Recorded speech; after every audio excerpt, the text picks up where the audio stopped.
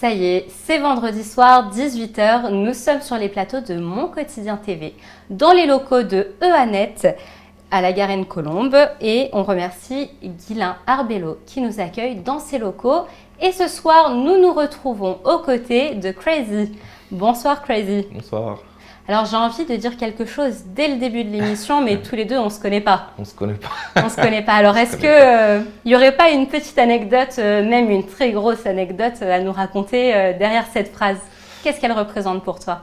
Bah, elle représente que finalement, on montre au monde ce qu'on a envie de montrer en fait. Et là, dans la chanson, enfin, on parle du single que j'ai sorti dernièrement. Donc voilà, ce single, il est sorti très récemment. Ouais. On est courant octobre et il est sorti. Ouais, ça y est, on peut tous l'écouter. Il vient juste de sortir et dans cette chanson, je raconte la rencontre de deux personnes dans une boîte de nuit. Mais finalement, ça peut être n'importe où, au travail ou quoi que ce soit. On montre que ce qu'on a envie. Donc même si c'est une chanson qui fait danser, qui semble assez simple comme ça, derrière il y a une deuxième lecture qui dit que finalement, même en passant du temps avec quelqu'un, on ne le connaît pas vraiment. Alors, est-ce qu'on pourrait regarder la photo qu'il y a derrière ce single, en effet? Donc, voilà, on peut le voir apparaître sur les écrans. On ne se connaît pas. Ouais. Est-ce que c'est toi qui as réfléchi à cette maquette d'album? Oui, ouais, je travaille sur toutes mes pochettes, sur toutes mes covers, que ce soit single ou album. Donc, j'ai proposé mes idées à mon graphiste et puis il a appliqué. Et puis, ça correspond exactement à ce que je voulais. C'est-à-dire qu'on voit, comme je t'ai dit, c'était la rencontre d'un homme et d'une femme, sexy. Et le fait qu'elle soit dans l'ombre, c'est qu'on ne puisse pas savoir finalement ce qu'elle est vraiment, quoi. Et est-ce que tu avais une femme en tête au moment où tu as composé ce morceau, où tu as eu toute cette idée? Ou est-ce que c'est en général des expériences de la vie? Non, c'est les expériences de la vie, ouais. C'est l'expérience de la vie. D'accord. Et donc du coup, tu en es l'auteur, tu en es l'interprète. Oui. Et il y a aussi une composition derrière parce que on sait que tu as des influences musicales assez variées. Ouais. Et ce qui m'a tout de suite touchée quand j'ai écouté ta musique, c'est en effet le fait que tu n'as pas de case. Tu as diverses influences, que ce soit latine, caribéenne, il me semble. On entend du rap aussi. D'où te viennent toutes ces influences et qui est derrière les compositions aussi? Bah pour ce single, on ne se connaît pas, c'est DJ Little, c'est un DJ donc, qui mixe tous les week-ends en boîte de nuit. Du coup, on travaille ensemble depuis, enfin on se connaît depuis un moment, il m'envoie des prods quand il en a, quoi. J'ai accroché dès les premières notes. Et puis sinon, ouais, pour mes influences, moi je suis de l'île Maurice.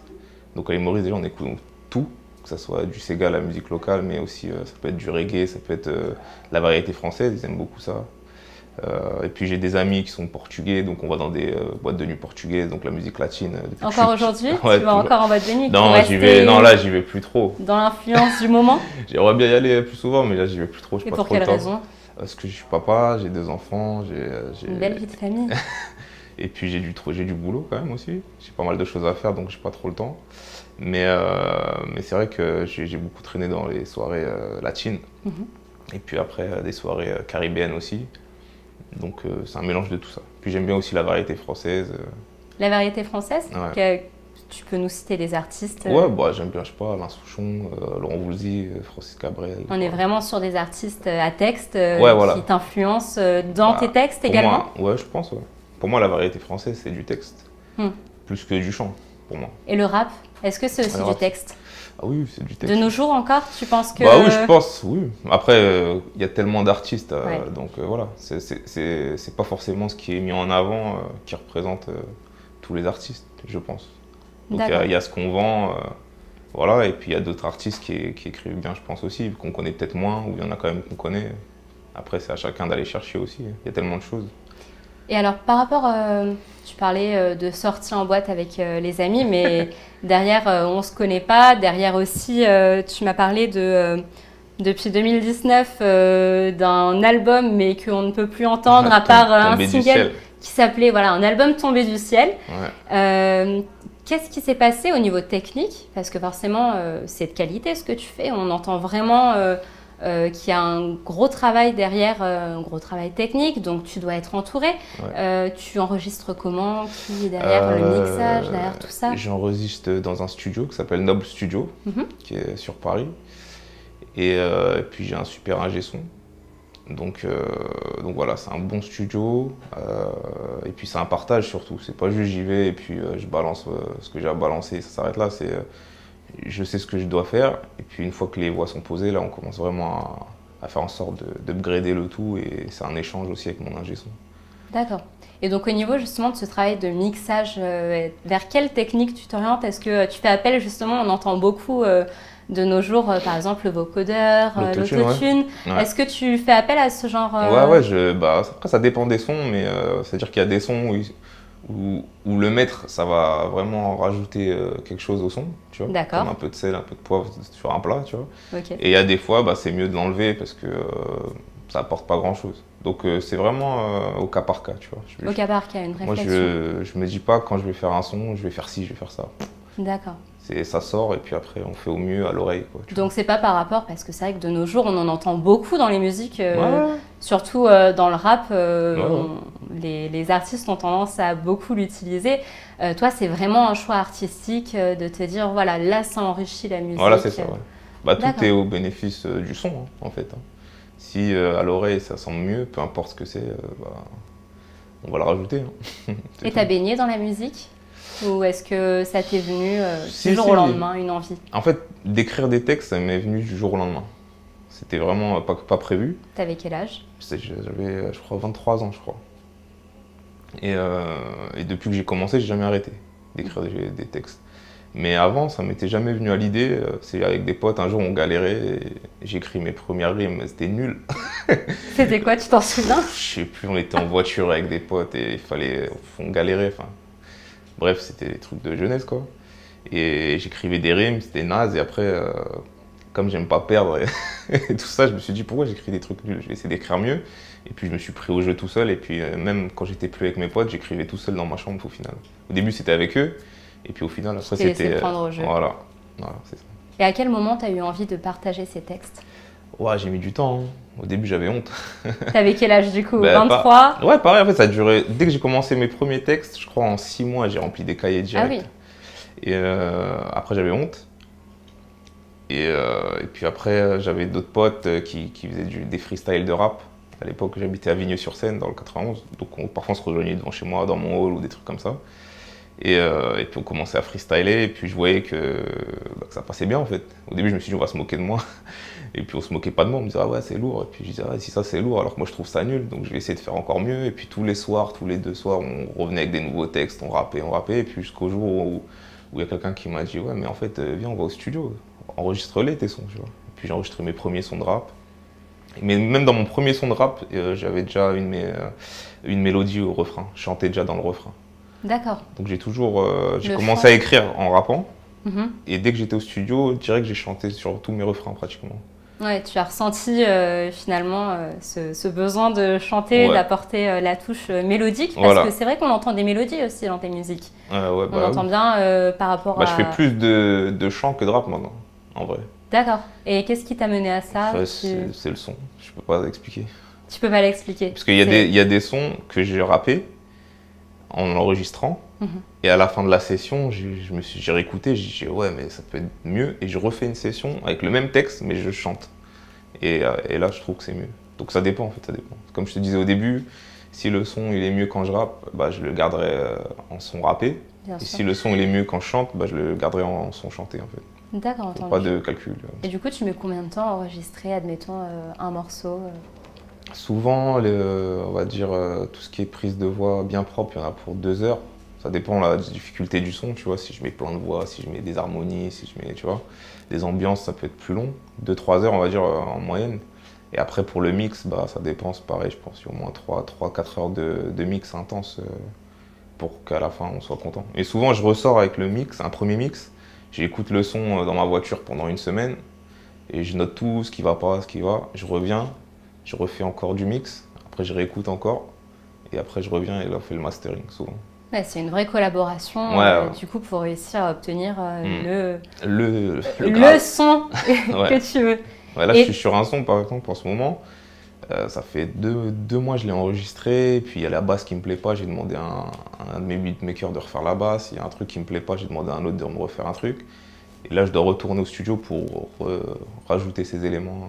Parce que le son, je l'aime bien, mais il y a un truc qui c'est pas assez bon. Tu es un peu un coordinateur de musique aussi, finalement. Ouais, c'est de l'arrangement. Ouais, c'est de l'arrangement. Donc, tu parlais tout à l'heure du fait qu'en effet, les compositions, ce n'est pas forcément toi qui les amène. Mais par contre, tous les arrangements, tout ce qu'il y a autour et l'univers, on ressent vraiment ta touche à toi. Qui émane du coup du côté chanson française, du côté latino, du côté caraïbe.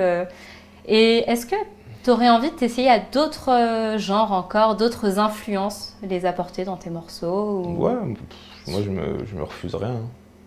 Après, souvent justement les personnes que je rencontre encore aujourd'hui ou les personnes que j'ai rencontrées qui travaillent avec moi, souvent quand ils me disent, quand je leur dis vas-y envoie des sons parce que j'ai des textes, je suis inspiré, là j'ai envie d'écrire. Bien sûr. Ils me disent tu veux quoi, je lui dis ce que tu veux. C'est rare que je leur dise. Du classique, ça te dirait par exemple? Du classique, c'est-à-dire?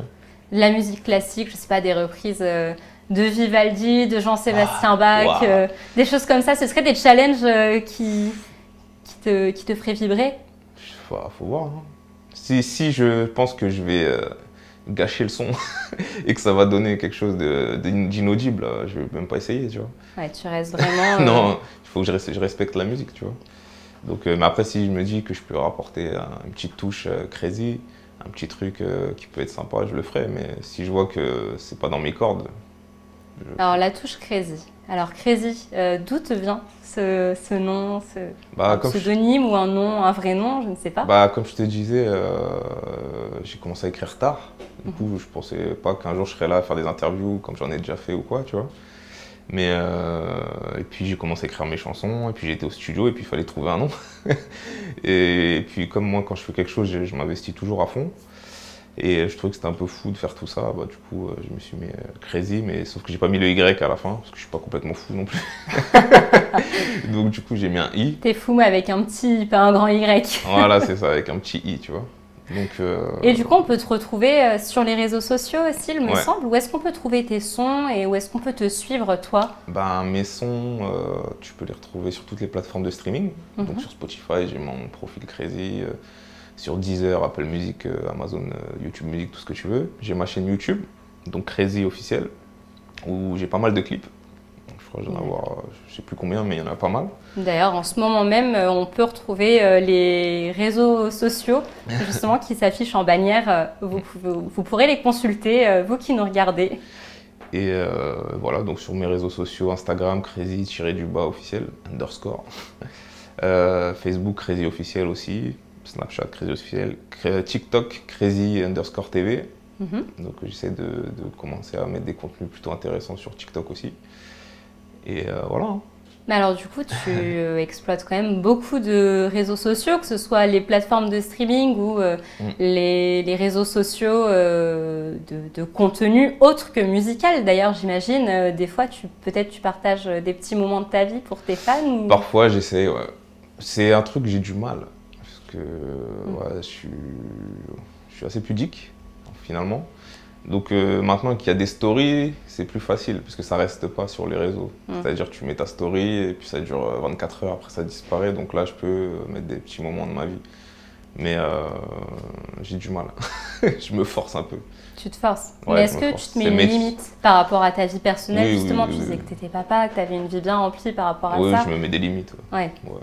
En fait, je me mets des limites, mais ça se fait naturellement, tu vois. Parce que c'est pas mon truc de prendre des photos de ce que je mange ou dès que je suis quelque part, tu vois. Je fais plein de choses, mais je pourrais mettre des stories toutes les 5 minutes si je veux. Mais ça m'intéresse pas vraiment, tu vois. Oui, ce que certains font d'ailleurs. Ouais, mais après, chacun fait ce qu'il veut. Et puis, la réalité, c'est qu'aujourd'hui, il faut être attractif en dehors de ta musique, tu vois. Bien sûr. C'est-à-dire que tu as ton produit. Mais après, il faut le vendre, donc il faut être prêt à faire tout, toujours donner. Mais moi, ce qui me rend heureux, c'est de faire du son. Après, je fais un minimum dans le partage, parce qu'il y a des gens qui aiment bien ce que je fais et qui me suivent quand même. Donc je leur donne un petit peu quand même. Mais sinon, après... Ça fait partie de ta personnalité artistique aussi, de garder ce petit côté de pudeur et de partager vraiment le cœur de ton métier, la musique, au final. Ouais. Mais... le fait de pouvoir justement utiliser tous ces réseaux sociaux, on en parlait tout à l'heure dans les coulisses, tu me parlais d'une stratégie justement pour réussir à encore développer ta visibilité sur les réseaux. Ouais. Est-ce que tu ressens ton projet comme un chef d'entreprise, par exemple? Ouais, carrément. Maintenant, ouais. Au début, je voyais pas ça comme ça. Quand j'ai commencé, on croit que c'est le monde des bisounours et tout ça. Mais... C'est ce que tu t'imaginais? Ouais, au début, bah oui, t'es naïf, tu vois. Je pense, t'es jeune aussi. T'es jeune, tu découvres. Tu fais ta musique, tu veux juste kiffer avec tes potes. Après, tu te dis, vas-y, je veux pas être vulgaire, mais je vais tout arracher et tout ça. Et puis après, tu te rends compte que bah, derrière, il y a des machines, il y a une industrie. Ça se fait pas comme ça, il y a du travail, il y a beaucoup de monde enfin, chacun a sa place. Bien sûr, ouais. Et ça se fait pas comme ça finalement. Et du coup, bah, tu te manges des tartes. Tu te dis, ah ouais, en fait, c'est pas comme ça. Et dans la vie, c'est comme ça. Tu te manges des tartes, t'apprends, et puis après, tu mets d'autres choses en place, tu te remanges d'autres tartes, et puis tu continues à apprendre. Et quand tu crées une entreprise, que ça soit, je sais pas, une boulangerie, une émission de télé, ben, c'est pareil. Hein. Tu fais des choses, t'apprends, ça marche pas, tu réitères, tu corriges, et puis t'avances. Hein. Et à un moment donné, est-ce que tu t'es dit, je veux arrêter? Alors, je me doutant bien que du coup, tu as rebondi parce que tu es là avec nous et tu nous présentes ouais. ta dernière sortie. Mais... En fait, je pourrais jamais arrêter d'écrire des chansons et de faire des sons, mais à un moment, ça m'a un peu saoulé. Parce qu'il fallait trop se mettre dans des... Je sais pas, se mettre dans des cases ou... comment dire? Tu te définis sans cases en plus, sans limite, ouais, voilà. sans cases. Ouais, voilà, donc moi c'est vraiment mon truc. Et du coup, il fallait se mettre dans des cases, il fallait répondre à des trucs, il fallait faire comme ci, comme ça. Mais au final, j'étais plus heureux de faire de la musique. Du coup, je me suis dit, ça sert à rien, parce que moi, à la base, c'est mon kiff, tu vois. Moi, j'aime bien, je suis sportif aussi, j'aime bien jouer au foot. Quand je vais au foot, c'est pas pour me prendre la tête, c'est pour jouer au foot, tu vois. Donc quand je fais de la musique, c'est pas pour me prendre la tête, c'est pour faire de la musique, c'est pour kiffer, tu vois. Donc si je dois aller au foot et me dire y aller en reculant, ouais, j'ai pas envie de jouer au foot et tout, bah, faut pas y aller. Donc pour la musique, c'est pareil. Si je dois faire de la musique pour faire ci, pour plaire à un tel, pour faire ça, oui. Ça m'intéresse pas. Vraiment, tu veux garder cette authenticité en toi. Et tu t'es privé de certaines expériences justement pour éviter d'être dans une case, ou est-ce que finalement tu as toujours trouvé Non, j'ai essayé des trucs et tout, mais j'étais pas heureux, tu vois. En fait, moi, ce que je cherche finalement, en plus maintenant j'ai un peu vieilli, tu vois, comme je t'ai dit, j'ai des enfants et tout ça, et je suis heureux. Et moi, je veux juste être heureux, en fait, tu vois. Et faire ma musique et être heureux d'écouter mes sons, tu vois. Et j'ai plein de sons, et quand je les trouve bien et qu'ils me rendent heureux dans la voiture, à fond la caisse, comme ça, là, tu vois, bah, je les sors, comme on se connaît pas, tu vois. On se connaît pas, ça fait un moment que je l'ai, ça fait un moment que je le saigne dans ma voiture. Et il fallait juste que je trouve le bon moment pour le sortir, tu vois. Et maintenant, on commence à se connaître après presque 20 minutes d'interview.